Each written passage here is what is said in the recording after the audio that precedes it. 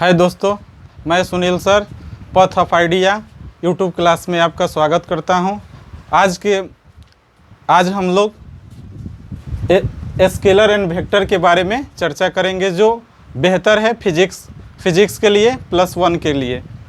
और यह जो है यह प्रतियोगिता परीक्षा के लिए बहुत ही महत्वपूर्ण है। बहुत सारे प्रतियोगिता परीक्षा में इसकी चर्चा किया जाता है। तो आइए दोस्तों, सबसे पहले हम लोग स्केलर और वेक्टर के बारे में जानते हैं। सबसे पहले हम लोग चर्चा करते हैं स्केलर के बारे में, अदिश राशियों के बारे में। तो आप जानते हैं अदिश राशियाँ क्या होती हैं? दोस्तों, हम जानते हैं कि वैसी राशियाँ जिसमें केवल परिमाण होता है, दिशा नहीं होता है, उसे हम लोग अदिश राशि कहते हैं। That quantity which has only magnitude not direction is called scalar quantity।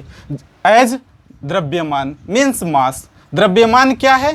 एक अदिश राशि है, क्योंकि इसमें क्या होता है, दिशा का कोई भी ज्ञान नहीं होता है। और ये ऊर्जा भी क्या है? ऊर्जा एक अदिश राशि का अच्छा उदाहरण है। कार्य, लंबाई, इसके अलावा बहुत सारी अदिश राशियां हैं जिसको आप अगले क्लास में अध्ययन कर सकते हैं। तो अदिश राशियां जो होती हैं निम्न प्रकार से आपके लिए दर्शाई गई हैं। अदिश राशियां द्रव्यमान, ऊर्जा, कार्य और लंबाई के रूप में जानी जाती हैं। इसके अलावा और सी अदिश राशियां होती हैं। एक बार मैं और आपको बता दूं, अदिश राशियां वे हैं जिसमें केवल परिमाण होता है, दिशा का ज्ञान नहीं होता है।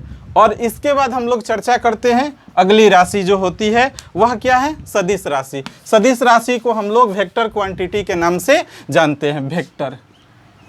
वेक्टर तो इसका डिफिनीशन एक छोटा सा सरल विधि में आपको दे रहा हूं।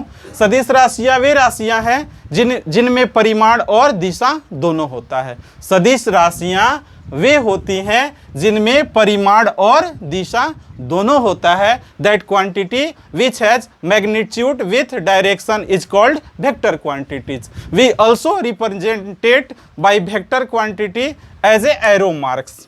मीन्स हम लोग सदिश राशियों को तीर चिन्ह के द्वारा सूचित करते हैं। जैसे हमें सदिश ए लिखना हो तो हम इसको ऐसे लिख सकते हैं। अगर हम इसको ऐसे लिखना चाहें तो इससे बेहतर है कि हम इसे शॉर्ट फंक्शन में वेक्टर ए लिख सकते हैं। सदिश राशियां जैसे बल, विस्थापन, वेग, त्वरण, टर्क इत्यादि सदिश राशियों के बेहतरीन उदाहरणों में से एक है। ये हमेशा प्रतियोगिता परीक्षाओं में पूछे जाते हैं या आपके एग्जाम में। तर्क है, ये यूनिक है, ये महत्वपूर्ण है। इसको ये बल आघूर्ण के रूप में इसे यूज किया जा सकता है। बल आघूर्ण का जो संबंध रखता है वह क्या होता है? टर्क। टर्क एक सदिश राशि है। आइए हम बताते हैं बल सदिश राशि है कैसे। यदि एक दीवार है, यह एक दीवार है, इस पर कोई बल लगाया जाता है। जैसे 10 न्यूटन का एक बल हम इधर लगाते हैं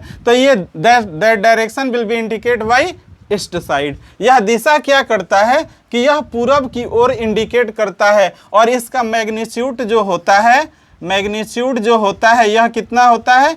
10 न्यूटन का। और डायरेक्शन जो होता है ये कितने का होता है? ईस्ट, यानी कि पूरब की ओर इंडिकेट करता है। तो इसका सरल उदाहरण है। इसे हम लोग क्या कहते हैं? Vector quantity.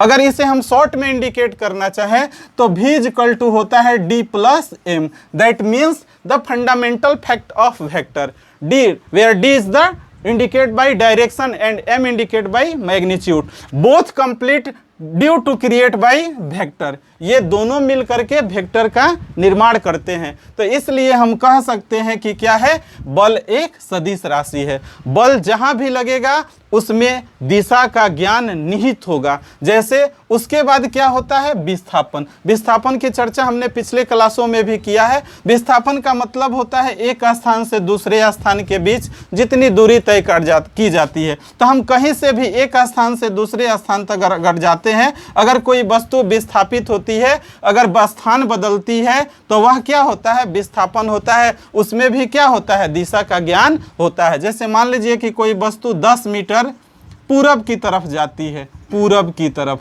तो ये 10 मीटर पूरब, 10 इसके मैग्नीट्यूड को इंडिकेट करता है और पूरब उसके दिशा को इंडिकेट करता है। इसलिए यह क्या है? विस्थापन भी एक सदिश राशि है।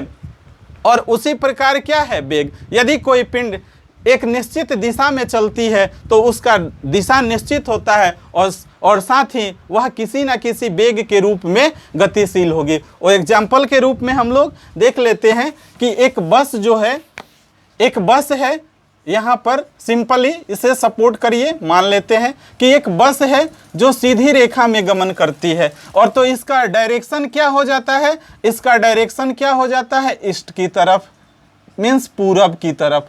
तो पूरब की तरफ इस बस का वेलोसिटी कितना होता है, मान लेते हैं कि इस बस की वेलोसिटी जो होता है v = 40 किलोमीटर पर आवर है, यानी कि बस जो है 40 किलोमीटर पर सेकेंड के वेग से यह ईस्ट की तरफ पूरब की ओर बढ़ रही है। तो यह जो इंडिकेट करता है यह इसके वेग को इंडिकेट करता है। अतः इसमें हम देख रहे हैं कि 40 किलोमीटर क्या है, इसका मैग्नीट्यूड है, और ईस्ट डिनोटेड बाई डायरेक्शन, और ये क्या इंडिकेट करता है, पूरब की तरफ इंडिकेट करता है। अतः यह क्या है, वेग एक क्या है, सदिश राशियां हैं। इस प्रकार हम लोग सदिश के बारे में बहुत ही सरल विधि में जान सकते हैं। सबसे इसके आसान मेथड के रूप में हम आप लोगों को ट्रिकली इंडिकेट करते हैं कि स्केलर क्या होता है और वेक्टर क्या होता है। एज ए ट्रिकली 3 वर्ड एंड 2 वर्ड में स्केलर की चर्चा करते हैं। SCL स्केलर, स्केलर को शॉर्ट में हम S लिख सकते हैं, और डायरेक्शन को हम लोग D लिख सकते हैं, और मैग्नीट्यूड को हम क्या कर सकते हैं, M लिख सकते हैं।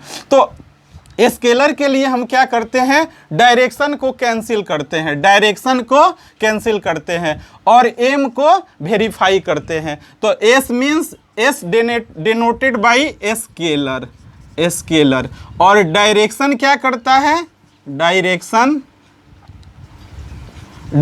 D इंडिकेट करता है डायरेक्शन को, और M इंडिकेट करता है मैग्नीट्यूड को। तो आप यहाँ पर देखिए कि डायरेक्शन क्या है, कैंसिल है, यानी कि जो दिशा है वह क्या है, कैंसिल है, यानी कि ये नहीं है, और ये स्केलर है, मीन्स क्या है, यह अदिश है, और ये मैग्नीट्यूड है, मैग्नीट्यूड को वेरीफाई कर दिया गया है, यानी कि यह क्या है, इस पिंड का यानी किसी वस्तु का परिमाण में है। अगर इसमें केवल परिमाण हो तो वह क्या है, अदिश है, और डायरेक्शन नहीं हो, डायरेक्शन की चर्चा नहीं की गई हो। उसके बाद हम लोग चर्चा करते हैं सदिश पर। सदिश को हम लोग वेक्टर लिखते हैं, वेक्टर, और इसमें क्या होता है, डायरेक्शन। तो इसमें होता है डायरेक्शन विथ मैग्नीट्यूड। तो देखिए दोस्तों, इसको ये क्या है, ये दोनों वेरीफाई है, ये दोनों क्या है, वेरीफाई है। तो इसका शॉर्ट फॉर्म हम क्या लिख सकते हैं, D + M, मीन्स अगर इसमें D वेरीफाई है और M वेरीफाई है तो दोनों इंडिकेट करता है कि यह क्या है, वेक्टर क्वांटिटी है। तो इसलिए हम इसे शॉर्टली यानी कि इसके नॉर्मल फंक्शन में अगर ये तीनों फंक्शन याद रखते हैं आप, तो इसे आप आसानी से वेक्टर और स्केलर की पहचान कर सकते हैं। इसके लिए हम इसके आगे वाले अब हम लोग थोड़ा सा न्यूमेरिकल पर चर्चा कर लेते हैं, और मिलते हैं अगले एपिसोड में, अगले वीडियो में। Thank you.